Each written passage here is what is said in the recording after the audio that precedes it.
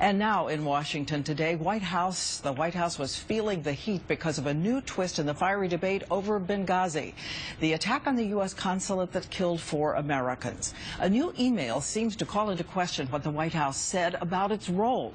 And ABC's chief White House correspondent Jonathan Karl was there asking the questions.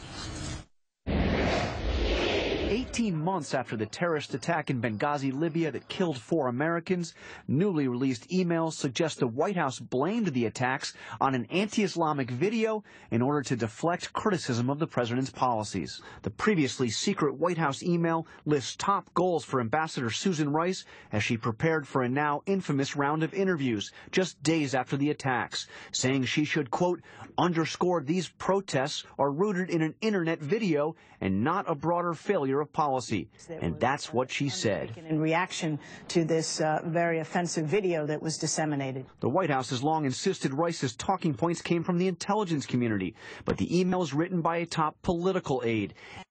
Former CIA director recently told Congress the intelligence community didn't agree with what Rice said. When she talked about the video, my reaction was that's not something that the analysts have attributed this attack to. The White House insists the email doesn't change the story at all, but it was only released in response to a lawsuit demanding all Benghazi-related emails. Why were you holding back this information? Why was this email not turned over to the Congress? This is directly relevant. Why did you hold it back? John, again. Why did it take a court case for you to release this email? John, I can say it again and again, and I know you can keep asking again and again.